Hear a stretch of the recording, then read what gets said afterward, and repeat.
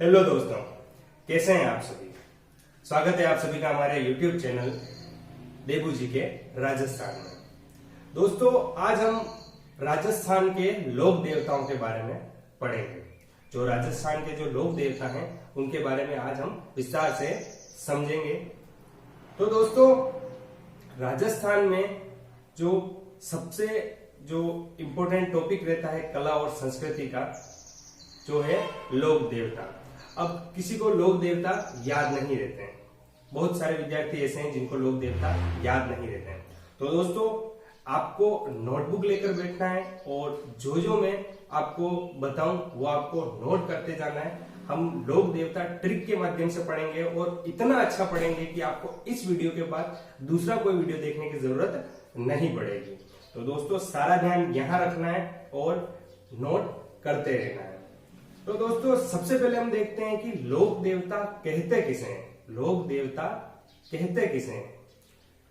तो दोस्तों, लोगों ने जिनको नैतिक चरित्र, धार्मिक कार्य और गौ रक्षा के आधार पर देवता के समान पूजनीय मान लिया है, उन्हें लोक देवता कहा जाता है। जिनको लोगों ने नैतिक चरित्र, धार्मिक कार्य और गौ रक्षा के आधार पर देवता के समान पूजनीय मान लिया है, लोक देवता कहलाते हैं। अब दोस्तों, हिंदू धर्म में लोक देवता और मुस्लिम धर्म में उन्हें पीर कहा जाता है। हिंदू धर्म में लोक देवता और मुस्लिम धर्म में उन्हें पीर कहा जाता है। अब दोस्तों, राजस्थान के 5 ऐसे लोक देवता हैं जिनको मुस्लिम पीर मानकर पूजा करते हैं। राजस्थान के ऐसे कितने हैं? 5 लोक देवता हैं जिन्हें मुस्लिम पीर मानकर पूजा करते हैं।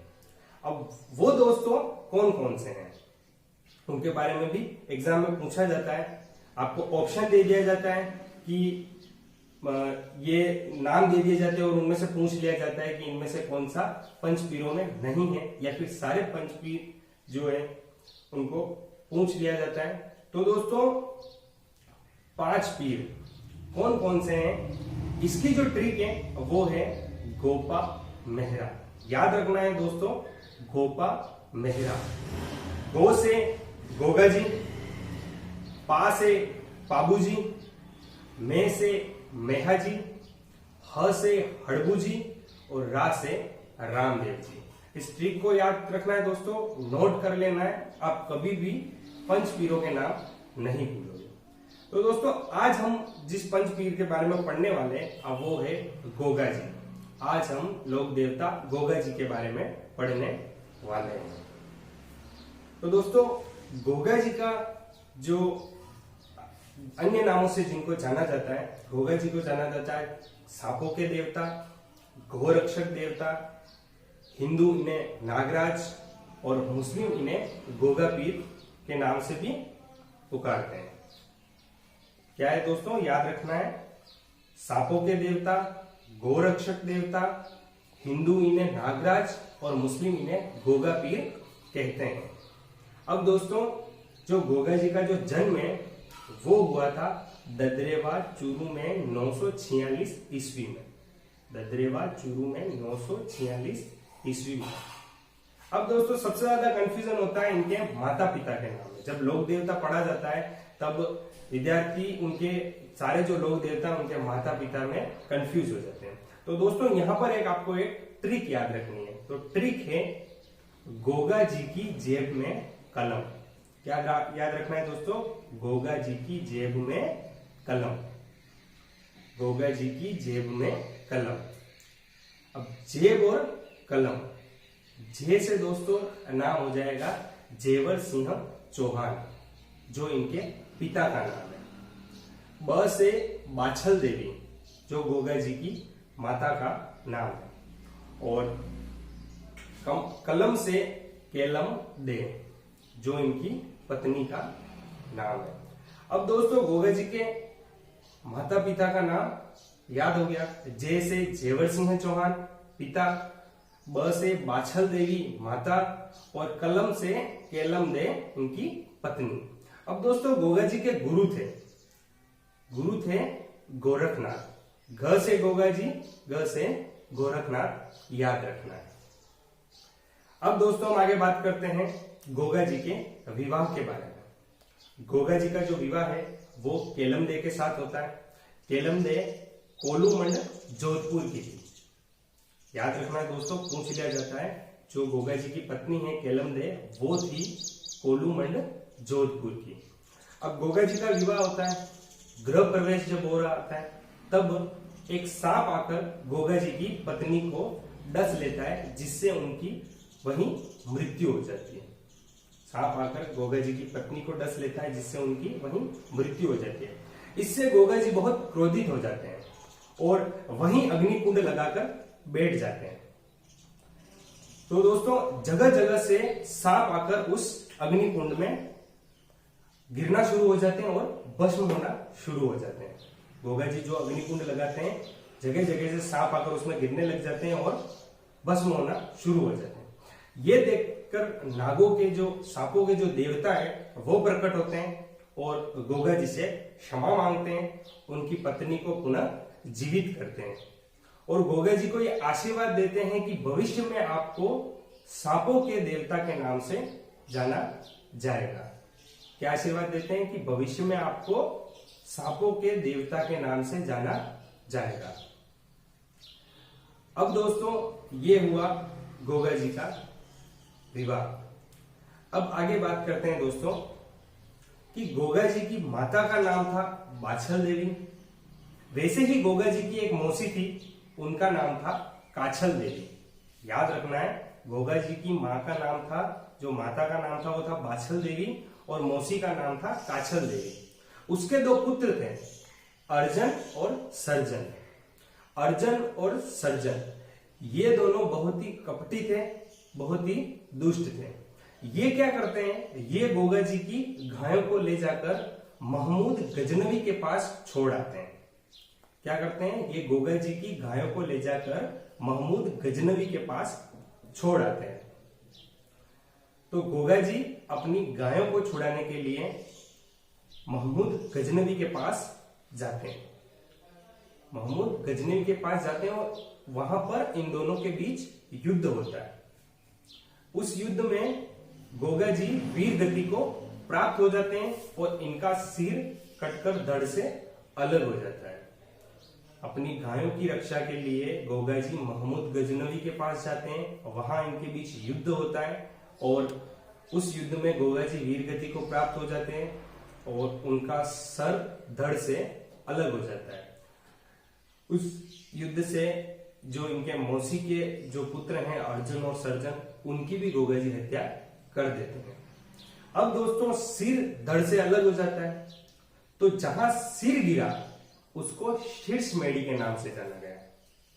जहां पर गोगा जी का सिर गिरा उसे शीर्षमेढ़ी के नाम से जाना गया और ये ददरेवा चूरू में है। कहां है दोस्तों, ददरेवा चूरू में। जहां गोगा जी का धड़ गिरा उसे दूरमेढ़ी या गोगा मेढ़ी के नाम से जाना जाता है और ये नौहर हनुमानगढ़ में है। जहां गोगा जी का सिर गिरा उसे शीर्षमेढ़ी जो ददरेवा चूरू में है और जहां गोगा जी का धड़ गिरा उसे दूरमेढ़ी या गोगा मेढ़ी कहा गया, जो नौहर हनुमानगढ़ में है। नौहर हनुमानगढ़ में ही गोगा जी का सबसे बड़ा मंदिर है। नौहर हनुमानगढ़ में ही गोगा जी का सबसे बड़ा मंदिर है।